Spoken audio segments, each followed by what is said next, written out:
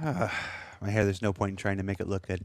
Hi, everybody. Welcome to another episode of Star Citizen Live. I'm your host, Jared Huckabee, and this week we have our show focused on FPS weapons and systems. Joining us on the show this week are two members of our esteemed developer team who focus on the FPS aspects of gameplay. So let's go ahead and meet them now. We have got, oh, there we go. We have got Jonny Jacevicius. Where is he? You're to my right. God, I said you're running wrong again. Yeah, you look that way. Jonny Jav, as we'll pronounce it, because I keep murdering his last name. And then directly below me, who you may have met on ISC yesterday in our improved throw segment, the man who's yes, we know he needs a new webcam. We're working on it, Mr. Chris Parry. How you guys doing? How you guys doing? Great, thank you. How are you? Yeah, good. We're doing well. It's a bright and shiny morning here on Friday. It's almost the weekend. So we're wrapping up with a good discussion on FPS stuff. So before we get into the questions, because every show is somebody's first show, so it's like, what are their CS:GO ranks? I don't. Let's take It's a few not good minutes. at the moment. It's not good at the moment. And introduce yourselves to the community. Jonny, we'll start with you. Who are you? What do you do for Star Citizen? I'm Jonny. I am a lead FPS systems designer here. So our team generally focuses on all of the core gameplay mechanics of the game, specifically focusing on FPS and generally FPS combat as well. So all of the kind of recent additions that we've had in, like the active status system, temperature, like even changes to armor and anything to do with the actor, the player character is comes through our team. I've also been responsible for the from design side for the weapons for the last 3 to 4 years, something like that. So generally most of the weapons that we've got in game I've helped foresee from initial design all the way to release as well. So you're the reason I miss all the time. Well, there are several factors there, Jared. I'm bad. Okay, I was just looking for something other than I'm bad. Chris, who are you and what do you do for Star Citizen? So I'm similar sort of to JJ in that, although I'm more of his minions rather than a lead. So I've been with the team for about 10, 11 months now. So my focus is more on like that feature team side of things. So less weapons, more. I think like one of the first things I did was help balance the melee combat. So focus more on like the actor, the player character, etc. But prior to that, I've been around various different parts of the company previously. Worked on ship setup, level design, that kind of thing. But I'm happy where I am now. So right, yeah, your 10, 11 months has been with the FPS team, but you've actually been correct, here at yes. CIG working on other teams for some time now. I feel like Longer than me. Yeah, it's going to be like 7 years in January. Yeah, I was gonna say crazy. you've been here a while. It's just your tenure on the FPS team is relatively young. At 12 months, you get a new webcam. That's what I hear. Prize. So as usual for these shows, we take questions from the Star Citizen community. You can submit your questions live during the show by putting them into the Twitch chat with the word "question" in capital letters surrounded by brackets. That's going to help our community management team pull it out from the various conversations. And then, as usual, we put up a thread earlier in the week where we collected questions on Spectrum throughout and let people vote up which ones they wanted to see answered most. So we are going to jump right into those questions while the live ones come in. And one of the most upvoted questions was one that could have been expected. It's kind of a backdoor question about bounty hunting and stuff. But how is non-lethal coming along? People, we got lots of ways to kill people, but not a lot of ways to subdue them. Where are we at? Yeah, so we actually have a form of non-lethal damage in the game already. So if you guys have actually been playing around with the melee combat system, it uses a damage type called stun. And when your stun goes over a certain threshold, you actually get knocked out. And I'm sure you guys have been playing around with that quite a lot. I've seen a lot of people going around taking each other down. I know we're doing a lot of our internal playtests for fun. So, but yeah, that's kind of one of the things we've already got in game at the moment. Another thing that I touched on, and I touched on in a recent ISC as well, is electron damage. Actually, is comprised of multiple damage types. So it uses like electrical damage, and then it also delivers some stun damage as well. So you'll find that if you get hit by a lot of electron damage, you might start to kind of like, your vision might start to go a little bit, and then eventually you might even get knocked out if you don't die first. But the weapons we've got in game right now are more focused on, we called it weaponized electron damage, where it's designed to kill you more than it is to knock you out. So one of the things that we're actually leveraging on a bit more at the moment, and something that's kind of in the current stage of inception and is going through concept at the moment, is we're looking at effectively is what is going to become a taser. So it's going to be a very short range, kind of pistol-sized electron weapon, but it's more ramped up in terms of being non-lethal. So we're ramping up the stun damage on that, rather than the actual kind of like radiant energy damage that's actually coming from it instead. Just changing the mixture. Just changing the mixture a bit. Yeah, exactly. And it's one of the cool things about our damage system. We can kind of tweak those. If we've got a weapon, if we've got a damage type that has multiple damage types that it's made of, then we can pull those levers a little bit and kind of get the desired effect out of it.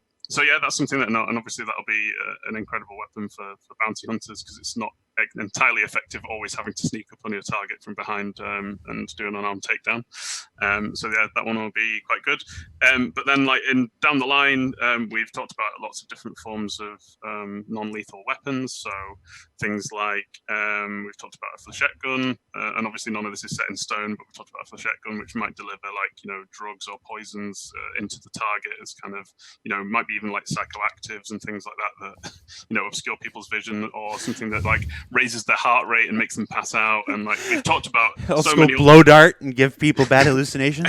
Exactly, yeah. And I mean, like it's quite open to what we can really do. Obviously, if it makes sense for Star Citizen, we can kind of use it. All right.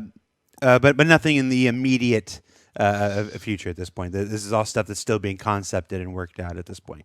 Yeah, so I think the first thing that will come down the line is going to be the taser style weapon, which obviously is probably going to take a little while to get right internally. We'll have to play around with it quite a bit, make sure that it feels right. Obviously, we don't want it to be quite as effective as a weapon that's designed to kill you. It probably should be a little bit harder to subdue someone instead of just straight up shooting them. So we've talked about ways we're going to achieve that. And if someone's shooting with this taser gun, we kind of want you to give you the opportunity to, get your way out of that situation if you're good enough.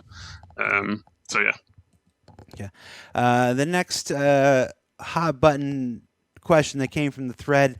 There's actually several questions that we combined into one here.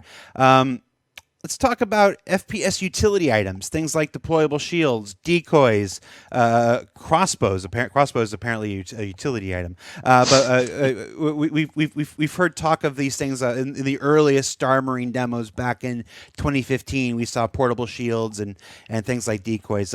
What can you tell us about the development of these FPS utility items? Yeah, so they're definitely being worked on still, or at least being discussed and looked at. So we want to look at them next year as long as priorities don't change. So effectively, our FPS, we actually call them FPS devices internally. So we have what we call kind of combat throwables, combat consumables, and deployables, and then things like utility items as well.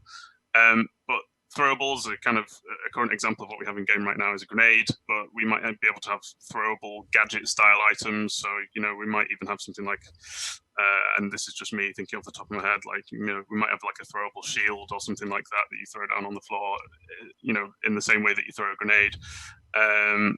Consumables, we've already got them in the game already, at least the first couple. So we've got the med pen and the oxy pen at the moment. So they're used to, and I mean, we can utilize that system as well to, fill those, actually have like drug vials or something like that to, enhance performance or something like that. And then deployables is probably the big interesting one. That provides us with a lot of options, is something that you actually put down on the floor or on a wall. Kind of like a proximity mine, a trip mine, a deployable shield is the big one that is always mentioned, and that is certainly one of the first ones that we want to develop on. But yeah, they are certainly coming and being worked on. We've not forgotten about them. It's just going to take some work to get right. Chris, are we gonna I'm just going to read this one verbatim. Are we going to have an easier system to equip and possibly distribute ammo? Things like ammo crates, recharge stations for batteries, and the ability to share ammo with other players, maybe? Yeah, so there's a few things we're looking to work on. In the short term, we're actually looking at just increasing like the way that improving the way that you interact with items around you. So there's the idea of a swap wheel, so that if you've got a bunch of things on your suit, you want to say picking up ammo off the floor and your suit's full, we'll give you a wheel. You can say, actually, I want to swap it with what's on my slot here, or just put it into my inventory. We're also looking at default item actions, and that is basically a system that's going to, I think, really improve the gameplay, the player experience. It allows you to do things quicker. It's basically choosing things that are most appropriate to your context, whether that's the player context or the items context, etc. So just little things to speed picking things up and putting them where you want them to go. We're also going to be improving the player interaction system. So at the moment it's just a flat list, but we're actually going to be replacing that with a wheel, which is aesthetically similar to like the personal line of thought menu. And that's actually sort of in progress right now. Not sure when that's coming online, but we're working on it. So, soon TM. There's also the trading system that one of the other teams is looking at. And I think they're hoping to leverage the external inventory system that's been worked on right now. That's should be going live 3.11, touch wood. But as you know, everything's open to game development. We'll see. And then also there's the mag stripping. So the intent there is that at the moment you just sort of get passing around mags, but the intent is to be able to refill and split ammo across mags as you see fit, and that'll allow you to have different ammos in different magazines. I think also that there's the notion in terms of charging, like the armor suit, it's gonna have play quite a big role in that. I think JJ, do you want to touch on that a little bit? Yeah. So eventually, I think we've mentioned this in the past, but we do eventually want our suits to effectively replicate the similar power system that we have in ships. So essentially, one of the things that does link into that power system, so we'll have all of our components, again, similar to ships like the FPS radar and scanner, that'll require all the power to work. Like our climate control system internally in the suit, that will require power to work. And just as a bonus, so obviously with ballistic ammunition, if you can use mag stripping refill for same ammo types to transfer between magazines, stack all of your ammunition over in a bunch of mags if you had a bunch of partially empty ones, or if you find some on the floor and you can refill your magazines off people's by looting people's bodies. We thought you can't really do that with energy batteries. It doesn't really work if you jam two AA's together and the power. Not with that attitude. But yeah, so what we were thinking, something we could do is actually have energy batteries to trickle charge on a suit. So when they're actually attached to the suit, they do slowly recharge. So you don't have completely finite ammo when you're using these unique energy weapon batteries. As you're out and about, they will start to recharge back up. And in some cases, that's better than trying to scavenge for ballistic ammunition. But obviously, each type of player will have their own preference. That's cool. It's ballistic weapons you can scavenge off of or salvage off of other players, I think, but so there's the advantage there. But then energy weapons, the advantage is that you'll be able to hook them up to your armor and slowly recharge them through the armor power supply. That's cool. Exactly. I like that a lot. You mentioned similarities between the armors and the ship systems. So you give them some of the same ship systems. We have alien ships. We have plenty of alien ships. The Talon most recently. This next question is, where are the alien weapons at? Where the alien weapons are we going to get some Banu rifles or some Xi'an chainsaws, or I don't know. I'm just making stuff up right now. Yeah, I'll put those ideas on the in our backlog. But yeah, so basically, we actually talked about quite in depth recently the way we approach our weapon manufacturers. So something that we're still doing at the moment is we're really trying to still build up our human manufacturers at the moment. So they're kind of like ones that you've seen already, like Gemini, Castak Arms, Bearing, Klaus and Werner, all of those guys. And we're still trying to find we're still trying to basically build out the weapon family from each of those manufacturers in an interesting way. So as we talked about recently with the brands, we try and like push out functionality between these different weapons, so they've each got these like identifiable traits. So they're different from each other. And we're still coming up with new ideas that will work with these as well. So like as we finish these out, we're going to start seeing more and more exotic weapons, as we've been calling them internally. So as we recently released the Lightning Bolt Company sniper rifle, the ASCAV and the Uberev, those are very different compared to our regular weapons. They're using electron damage, which operates really, really differently, and they've got a much more non-standard look to them, I'll kind of say. So as we start pushing more and more in that direction, that's when we're going to start actually looking at alien weapons. So it's not a case that we don't want to do them or we can't do them for any reason. It's just a case of we have prioritized these more standard manufacturers first to get a good base, and then we're going to start looking at things that are a little bit more unique. Just Xi'an chainsaw, just think about it. That's all I'm saying. I've written it down. They're carrion eaters. It means they got to cut up a lot of meat. It kind of makes sense. It's like the turkey at Christmas. Yeah. Oh, look, I've got 3 dots coming from Dave Haddock right now. He's ready to yell at me. We'll just ignore this and move on. The next question is less of a question and more of a request. It just says simply, please give us a firing range. So yes, absolutely. Firing range is something that we really want to do. For a multitude of reasons. One, you want to sort of try before you buy in shops, and the intent there is definitely to have that within shops. So as to when that's going to happen, not sure. We do have a prototype that's like been signed off internally. I was lucky enough to work on that, and I've had a lot of fun doing that. But again, like time frame wise, it's uncertain. We have lots of the priorities, obviously, and that's not at the top right yet. No. And the other side as well is obviously it's a level design team feature mostly, the bit of systems involved, but that'd be more their remit. So unfortunately, I won't get to do that sort of stuff anymore. The other side of things, in terms of like what we need to work out, which are potentially blocking us, there's some complexities in it. For example, if you're getting the gun out, if you're in a shop, you're going to be in a green zone. Green zones. Now, yeah. And obviously, the plan is to remove those at some point and have something like more complicated involving like NPCs and whatnot policing you rather than you just can't get your gun out. So it might be that when that comes along, it'll be a bit easier to get this in. Yeah. But we'll have to wait and see. Yeah, and of course, we don't want all places to be all things. So while we might add them to some shops, but not necessarily every single shop throughout the stand system. So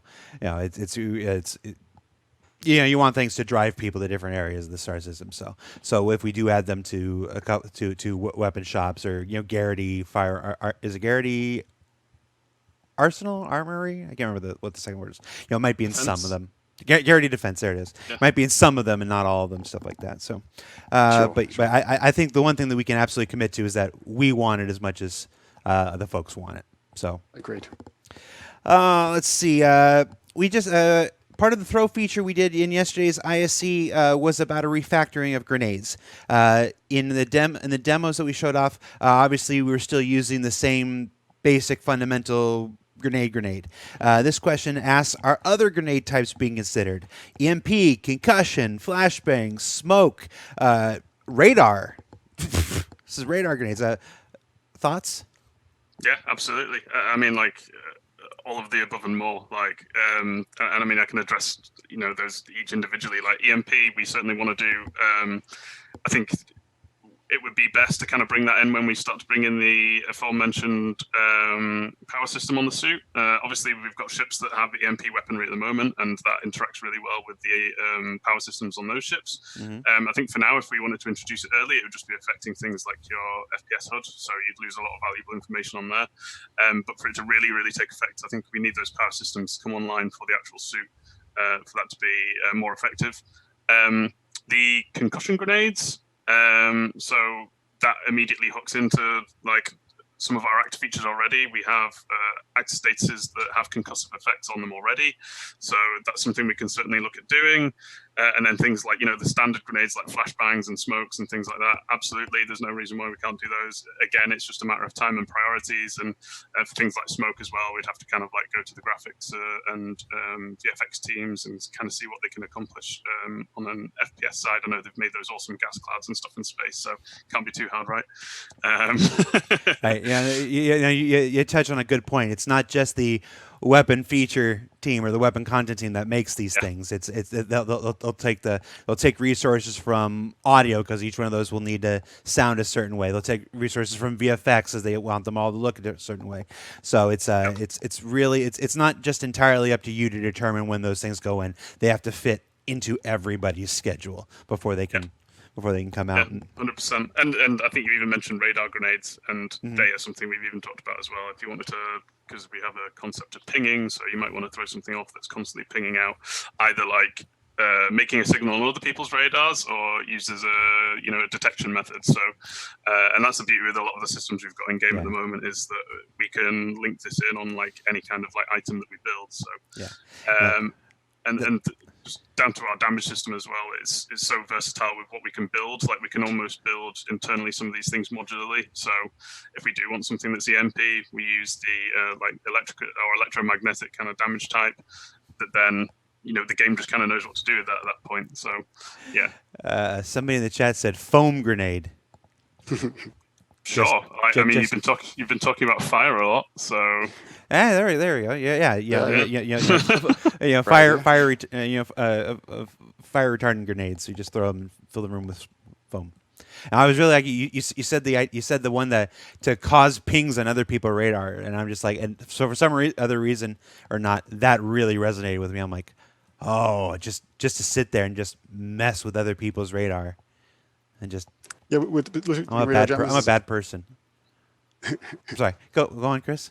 Sorry, yeah, we talked a bit about radar jamming as well, so I can see that being factored into that sort of thing too. It'd be really cool. Yeah, I just give me grenades. I can just make false pings on people's radar.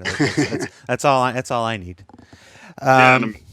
It's just, I'm so excited about the FPS devices actually coming in, because you can do so much fun stuff like that, and there's a lot of fun scenarios that we've talked about. Like if you want to be that guy that like puts down something that's emitting a signal, and it's like I'm scanning in, it's like, oh, there's Jared, I'm going to sneak up on him, and I turn up and it's just this little deployable thing on the floor, and you're like 4 hours away cruising through space somewhere, and I'll be like, I'll get you next time.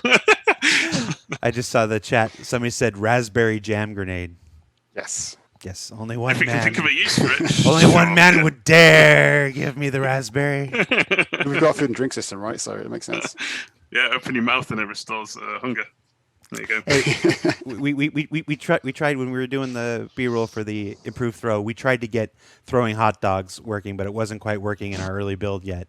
So I was like, no, we tried to recreate a food fight. We're not quite there yet. Which is actually a good reminder for folks that the throw system is something that's being developed for 3.11, and 3.11 is still more than a month away. So when you see those things that are on ISC early and stuff like this, they are very much work in progress. We plaster work in progress in the corner. We plaster, this is a temporary designer UI. We do everything, but sometimes that gets kind of lost. Just a reminder that the things that you see on ISC are never the final implementations. They are always work in progress implementations. So always picture forward from what we're showing you, and you'll be okay. Weapon customization. We got a lot of hot button ones here. Weapon customizations. Will we have more complex weapon customization in the future, like different grips, barrels, stocks, skins, and paints? Okay, I'll try and tackle that a bit at a time. So it's skins and paints, absolutely. So we're currently talking about how we can make that system a bit more flexible, just in the way how we apply skins and paints, just even from a tech point of view. So it's something that we want to go and revisit and make easier for our artists to actually make skins and paints for the weapons, because right now we're kind of duplicating a lot of entities, and people are ending up with like a ton of weapons in their inventory that have got all these different skins on. So if you own them all, it's actually quite difficult to scroll through everything. So that's something that we're actually currently talking about. We want to find a better way to do that. And in terms of like how we actually get those paints and skins, obviously this is kind of more on the economy and shop side, but it would be great to have like a station that you can go to, or a kiosk inside the station where you can actually take your weapon and go and get a new paint job on it. So you can kind of like use the gun that you've always used, like the gun that you got at the very start of the game, your precious, and you can go and like repaint it any color that you want. So that's the idea anyway, and something that we want to do. For stuff like grips. So grips, we initially did want to do grips when we rolled out the attachment system, but there were quite a few animation complications, and I think the gains that we would have got from them at the time weren't really worth the amount of time that we'd have to put in to get them to work properly. So it's something that we are not currently looking at doing right now, but never say never. Like, they might come back at some point when we actually have time to address that. And I think you mentioned barrels and stocks. So again, it's a never say never situation, but not right now. So we're obviously looking at expanding out our existing set of attachment options for weapons, but because our weapons are so unique from each other and they're kind of very non-standard, it's difficult to create stock and barrel options without taking up like loads of art resources, right? So I mean, like, I think we've got, and someone's going to probably give me the exact number now, but I'm sure we've got 40-50 plus weapons in game at the moment, just off the top of my head. Trying to create different barrels and stocks that are unique for each of them is a huge undertaking, so not for the foreseeable, at least.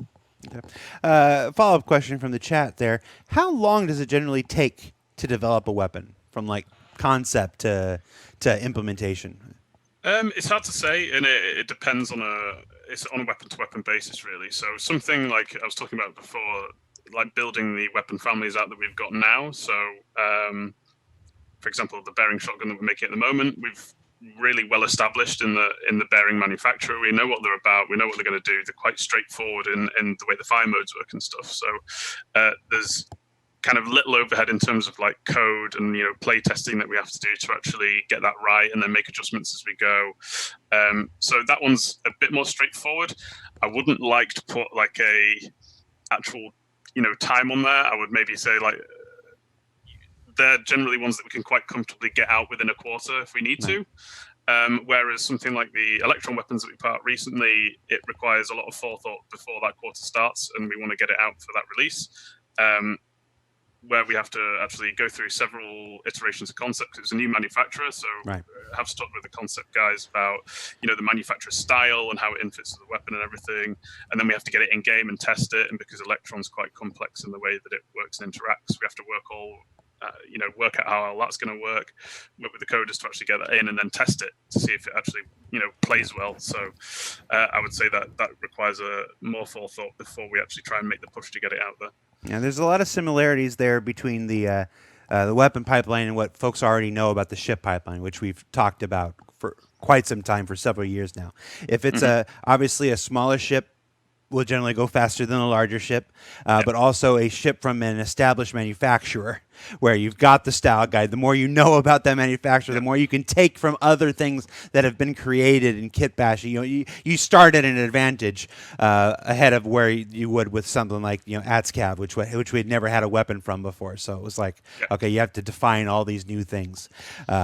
So some real strong similarities. It works the same way with the character team and armors.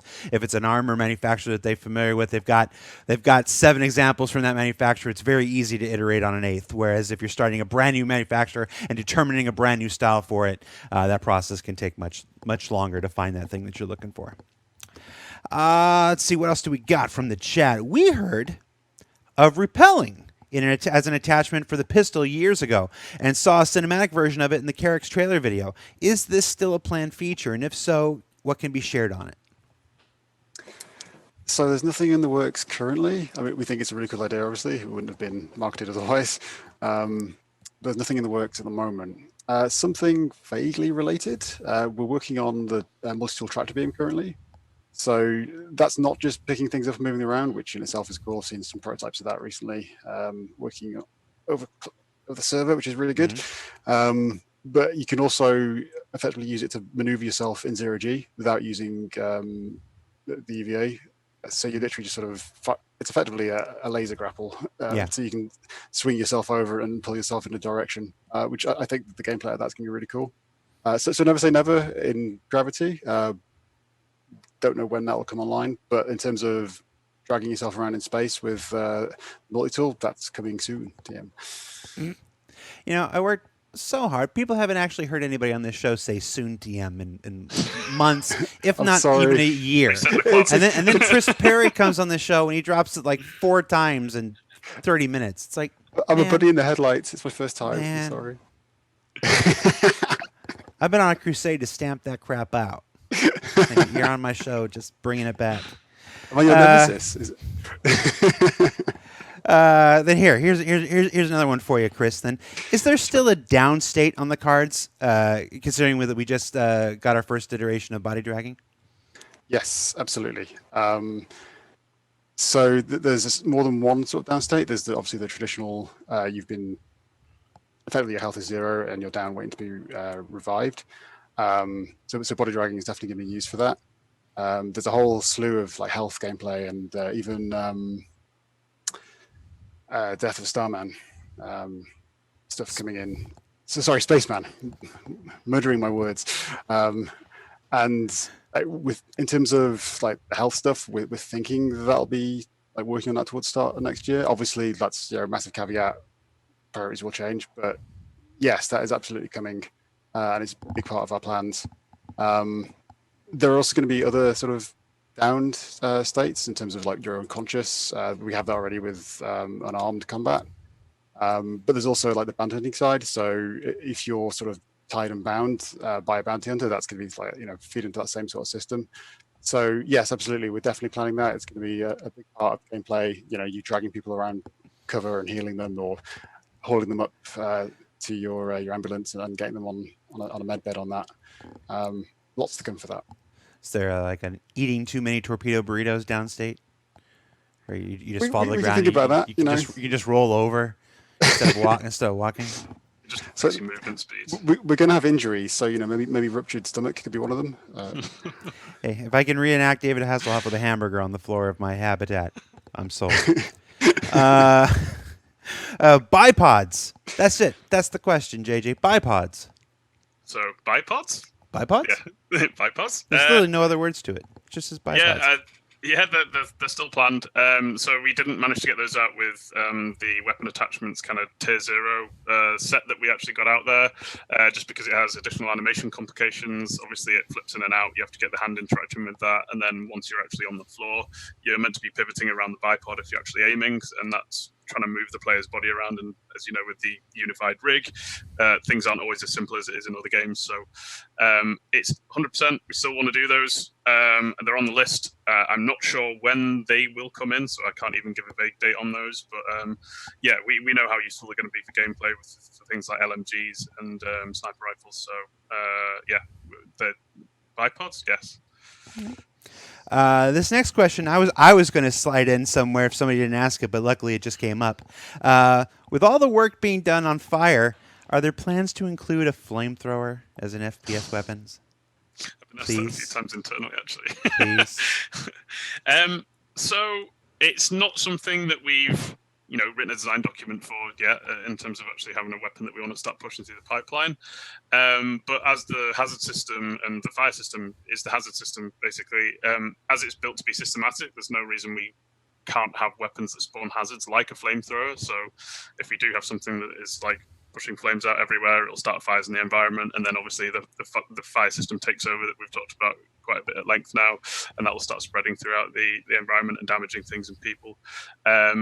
So something else I just kind of like wanted to touch on as well is that the hazard system is more than just fire. So, for example, eventually, but who cares? Well, I mean, you might do. You don't know what's coming, Jared. So, like, we've got some plasma weapons out there already now, and obviously, we want to expand on making the plasma weapons feel a bit more unique, because right now it kind of feels like they're a little bit different. Like they're a lot heavier hitting than some of our other weapons, but they don't. Basically, we want to have like the on-impact effect to be much more unique, so it'll basically burn people when it impacts them, and you'll hopefully see it like sizzling away on your armor or whatever. But some of the bigger weapons, and especially those ones with charge modes, we want to have it spawn hazards in the environment. So if I'm using a giant plasma LMG or something, for example, and I switch it into plasma blob mode and I fire that out into the environment, I'd expect it to make a hazard on the floor, and it would, bubble away and sizzle for a bit. And if anyone's nearby and walks over it, they'll take damage. And it's kind of the same thing if we have any weapons that create a radioactive like fallout in an area, then if people walk into it, they'll start getting irradiated. So the hazard system, when it's eventually built up and complete, we can link that in on a lot of our weapons and have these hazards spawning as part of unique weapons that are firing and impacting different places in the environment. Yeah. I stopped listening after you said you hadn't even done a design doc for a flamethrower yet. So I just like, I don't care. You broke my heart there, and I stopped listening. So it might come one day, Jared. One day. I got things I want to. I think you probably have to persuade the VFX team more than me. I can do. Okay, cool. Get back to me then. All right. What else do we got from the chat here? Is bullet drop a thing? Yeah, absolutely. Yeah. It's if you're fighting in any like kind of extended ranges at the moment, it should be quite obvious on any of our planets that have a reasonable amount of gravity. And quite recently, actually, just to touch on this briefly, like theatres of war has been an amazing testing ground for us to actually look at things like bullet drop, because previously we've only had kind of like our focused combat in the Star Marine space stations, and all of those combat ranges are quite small, so you don't ever notice the bullet drop. Right. Whereas theatres of war, you're looking at like 50 to 100 meters plus.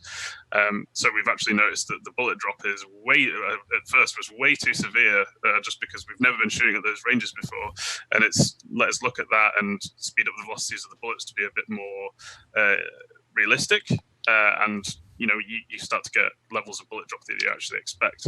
And actually, something that we have been working on recently and will be coming, I think, and I can say this with a reasonable amount of certainty, is that in Q4 we'll be bringing in weapon zeroing. So obviously with 4x scopes and higher, you'll be able to actually set your weapon zeroing. It'll take the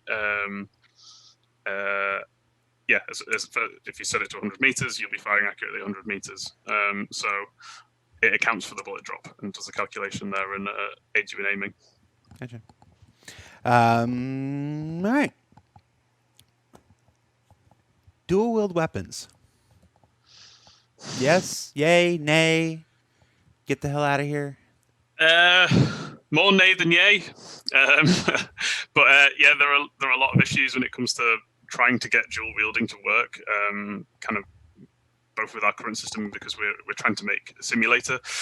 So there are a lot of complications when it comes to having two weapons. So like there are things like when we're holding a weapon at the moment, we kind of have this left hand free. If you want to, say for example, if you wanted to like quick interact with something in the environment, that hand's free to quickly let go of that weapon, do what it needs to do and come back again.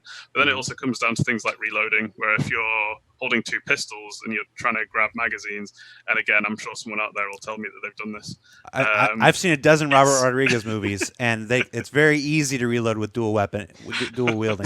You just have not been watching the right movies, my friend. No, maybe I'll have to go away and do some research. But no, like it's quite complex to try and work out, and obviously it makes it hard to aim because we don't utilize a on-screen crosshair when we're not in ADS mode. So, and obviously it's quite difficult to look down the sights of two pistols.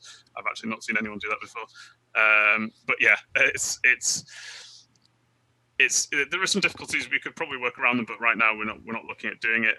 There is something though that we've talked about internally a bit, and it's a new weapon type that would involve a weapon on each arm or on each hand. So that's all I'm going to say.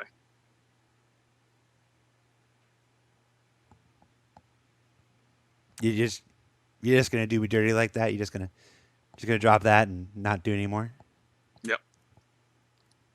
I'm not even sorry. All right. Well, I'm definitely talking to Mike Snowden and pushing that flamethrower then. Oh, it works for me. All right. Let's see what else we got. A question about weapon zeroing. You just talked about that. Did you talk about how zeroing is going to work in like the variable gravity at all? I nearly did get into that, but I wanted to keep it a bit more brief. So yeah, I can go into that a little bit. Yeah. But essentially, when we shoot each bullet, if weapon zeroing is enabled, or you have a scope that has weapon zeroing on, we actually do a physics calculation prior to it being fired, so we know how much to kind of like help offset the scope and trajectory of the actual projectile itself. And what it does is it takes the gravitational environment that you're in. So if you're in 0G and you set your zeroing to 1,000, nothing will change because obviously the bullet's always going to fly straight. But if you're in an Earth gravity environment, it will account and offset for that as much as it needs to. I think the only thing where it can't account for something like that is when you're, say, in the back of a ship, which is an environment with gravity, and you're firing into 0G. And what it will try and do is it will try and account for the gravity all the way through to the end. So if you're trying to do some insane trick shots, you're going to have to rely more on player skill than you are on the weapon zeroing. So if you want to, sit in the back of your Cutlass and shoot into space all the way through an Idris hangar and hit someone in the head about 2 kilometers away, you might need some practice. Gotcha. And fair enough. And I'm gonna roll back to the last question here, just because I've seen the chat here. The thing that might utilize both hands. He is not talking about the Titan suit, guys. He is not talking about the Titan suit. So, y'all, we know you like the Titan suit. You like the idea of the Titan suit. Nothing we're talking about here today has anything to do with the Titan suit. So, he can troll me, but he can't troll you. So I'm not going to let him troll you. It's not the Titan suit. Are there plans for different ammunition types for use in a single weapon, like armor piercing or soft point ballistic rounds, something like that? Something that you could switch between by swapping magazines? Yeah, I can touch on this a little bit, and this is very much not set in stone, but it's an idea that we've had for quite some time and that we do want to do. So this would be for ballistic ammunition rather than energy ammunition. So we've been calling it internally, we've been calling it smart ammo. So it's a system we've had planned for a while, and it might only be on certain weapons as well. So it's ballistic, certain weapons only, and it would also require a underbarrel attachment on your gun. But effectively, what it does was, and we've not discussed this through with the writing team, so we're going to kind of like work out how this actually works in terms of physically with the bullets and how it interacts with the actual underbarrel attachment. But it almost programs the bullets as they leave the barrel. So you might basically fit your smart ammo attachment, say like I want standard ballistic rounds, I want incendiary rounds, and I want high explosive rounds. And what you'll be able to do is in the field you'll be able to switch that between whichever ammunition that you want. And it will start, essentially, when it hits the target, it will have the behavior that you've set on there. So we've always liked to think of it as like the Judge Dredd gun, the hot shot. I mean, yeah, it's cool as anything, that thing. There's also no reason when we actually bring in things like mag stripping and refill why we can't have non-smart ammo options here as well. So like if we want to add like 7mm high explosive rounds to the game, if you buy a load of that, put it in your bag, and then your mags are full of standard ammunition, as long as you can take the time to strip your magazines and refill them, then yeah, there's no reason why we can't do something like that either. But again, I will say like none of that is set in stone. That's just something that we've discussed internally a little bit, and something that we know people want and we want ourselves. So yeah. From the live chat, I don't know if this is a thing about smart ammunition or something for the weapon. You tell me. Have we considered penetration values for FPS weapons, being able to puncture walls or ship armors, the kind of things like that? And yes, I can't go too in depth on that. It's part of the, and I think this has been mentioned here and there, the physical damage system that's being worked on at the moment. We'll be taking a look at kind of like essentially a more realistic model for bullet impacts and things like that, and the actual material it hits and what happens when it hits. Like if it hits a certain material on a wall, will it penetrate the wall and things like that. But yeah, I'm personally not, I'm obviously in the loop on what's going on there, but it's not something I'm working on directly. So I don't want to go into too much detail. Well, obviously, when we're closer to bringing that new physicalized damage system online, we'll be covering it in a variety of different places. So we'll hit those talking points there. People are talking about my hair, man.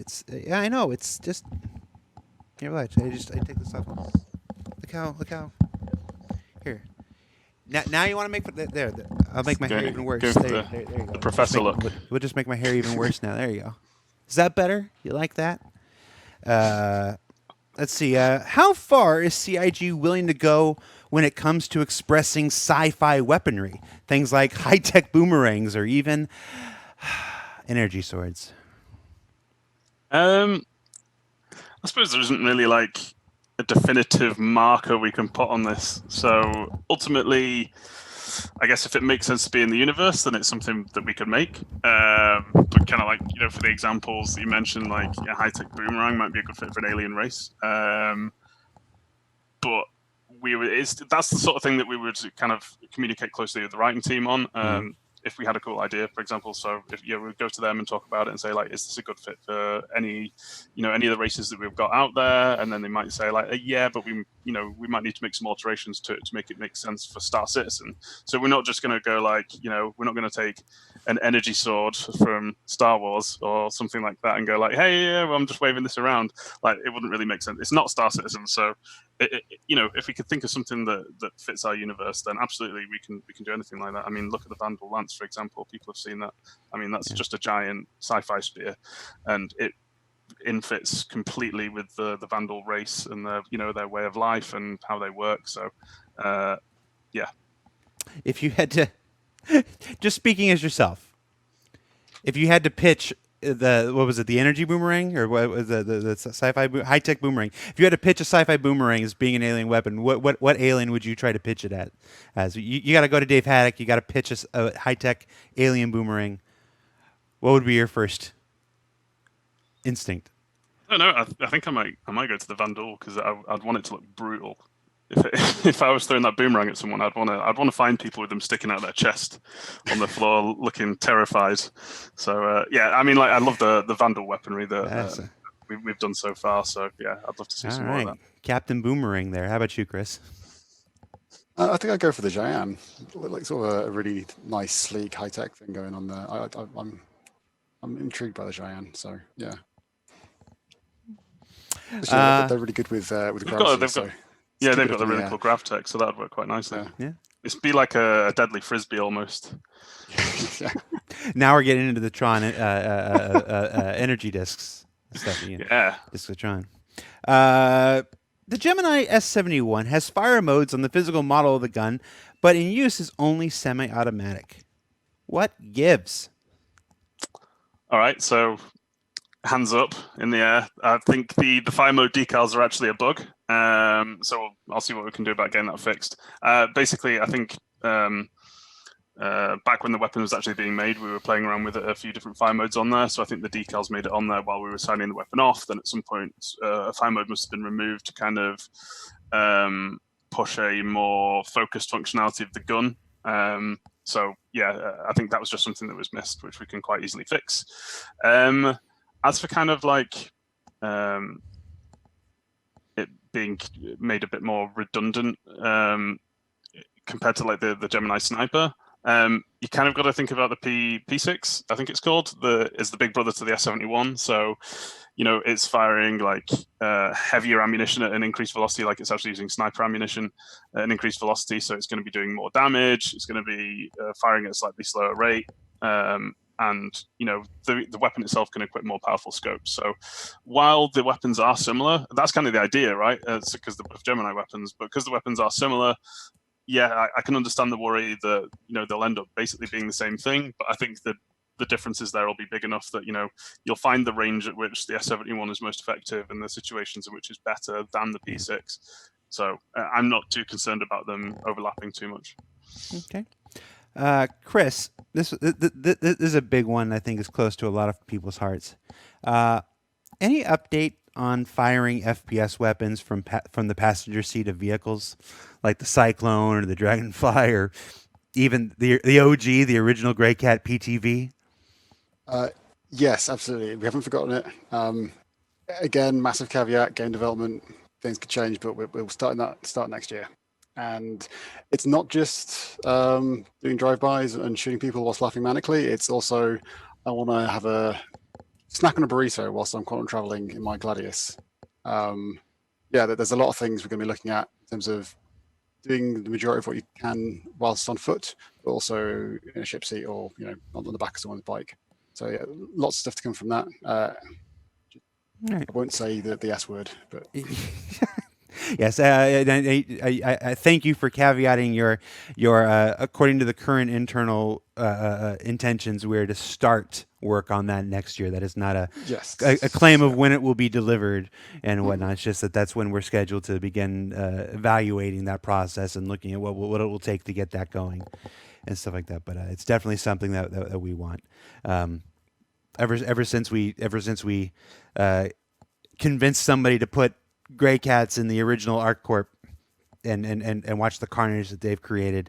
All I've wanted to do is just if we could just add firearms to them, it would just be the ultimate carnage. I want PTV carnage, but I'm a bad person. Okay. This one's a little bit long. I'm just going to go this one straight away here. The FPS meta has usually revolved around heavy helmet, heavy core, and light or no arms and legs for the best speed and body head protection. Is this an intended option for players to pick and generally be able to outperform a full heavy suit in terms of speed and stamina while equaling the useful levels of protection of a full heavy suit? Or are there intended to be additional mechanics that promote use of a consistent armor level across all equipped pieces? Cool. Okay, that's quite a long one, yeah.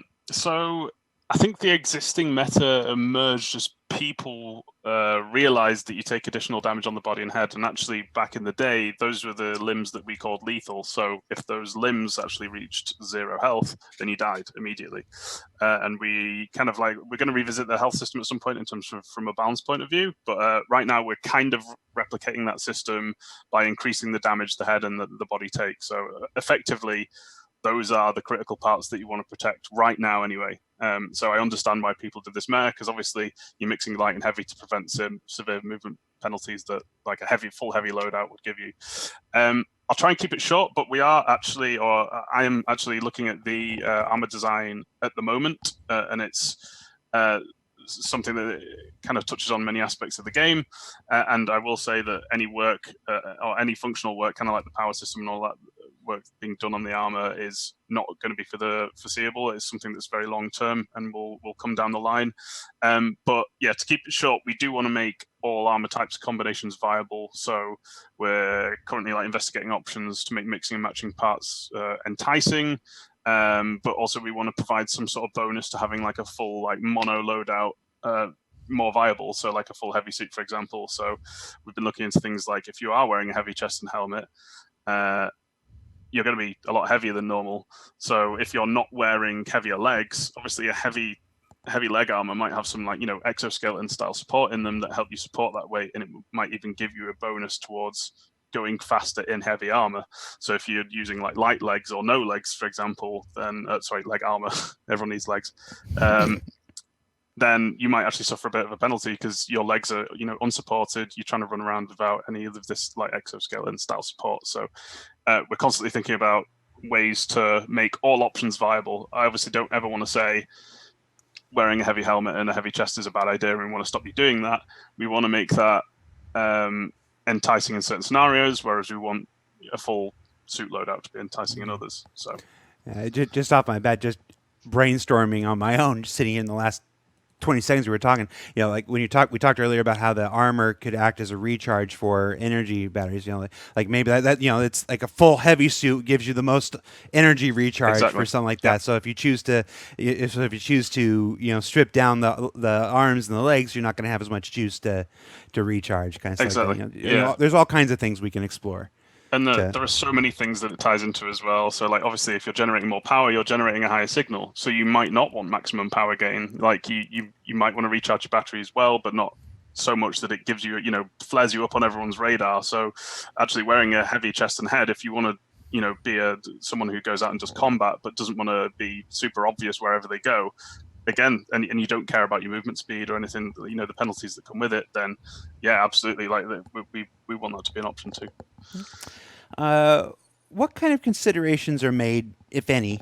This might be a level design thing. We're asked, you tell me if we're off here. What kind of considerations have been made, if any, to distinguish between cover objects that are capable of stopping a projectile, and concealment, objects that just keep people from seeing you but don't offer protection, physical protection. Again, this kind of links in a bit more with physical damage, so I don't want to touch on it too much, but we're going to be utilizing essentially our materials system. So if something is determined to actually be of a, say if it's steel and we know its thickness, then we'll know how much it can be penetrated. Whereas if it's something that's concealing you, like a leaf, or like a cloak or something like that you've got, or like a cloth that you've got over your head, then we'll know that it's extremely thin and it's made of this material that's not very tough. So I think people will just be able to look at things in the environment and actually go like, that's made of metal, it's several inches thick, I'm probably okay to hide behind that, versus there's a wooden table that's been flipped over here, I might actually take some damage if someone shoots through it. So yeah, hopefully when that system comes online, it'll be quite self-explanatory in how the actual environment looks. We've seen the P8AR in videos for years now. Why is it not in the PU? So ultimately, we want to keep back some unique items that are exclusive to Squadron 42 until it's released. So when you're coming to it for the first time, you're not just seeing the same weapons that you've been using in the weapons and items that you've been using in the PU. And the P8AR is just one of those that's cropped up in footage constantly. I'm not sure how or why it keeps coming up in footage, but there are loads of other things in there that you're yet to see. So it's not just the P8AR that is the one that we're not giving you, and eventually all of these things will come to PU eventually. But we want to keep some surprises in store for everyone, and make it feel like a nice, unique experience. But yeah, don't worry that they're coming to the PU at some point. We've got 5 minutes left. You're doing great, guys. What kind of metrics are being used to gather information on how FPS combat takes place?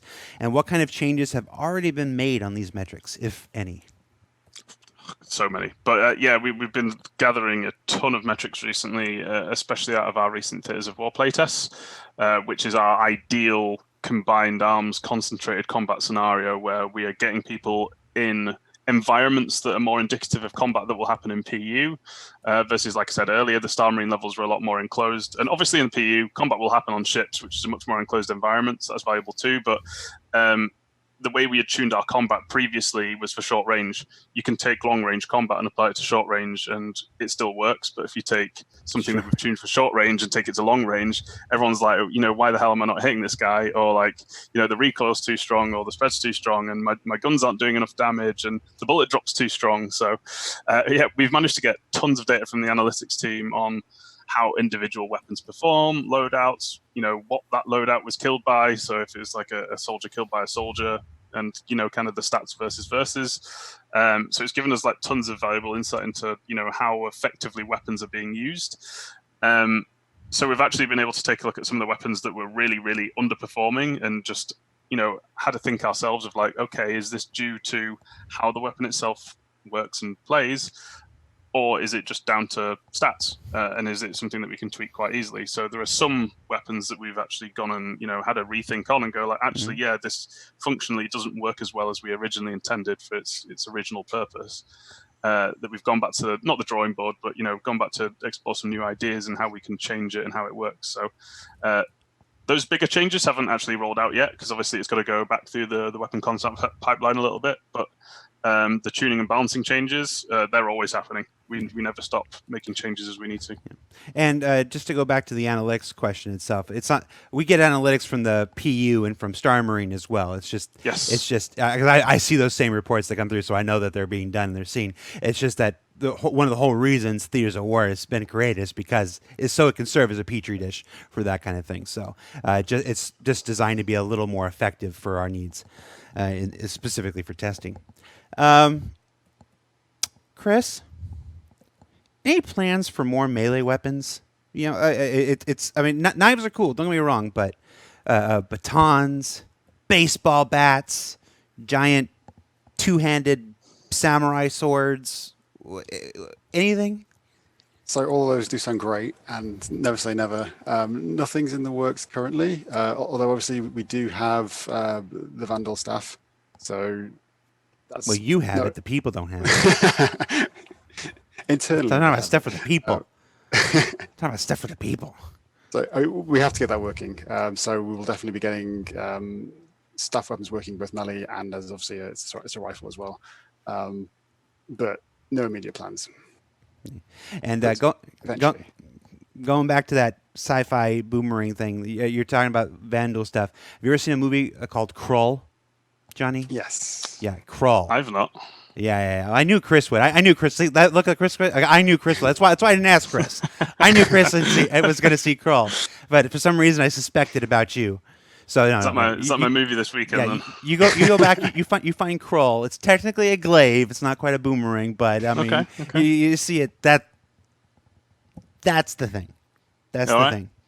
I'll take a look. All right. That's it, guys. That's it. You've completed your Star Citizen Live experience. Congratulations. We'll add the appropriate merit badge to your permanent records.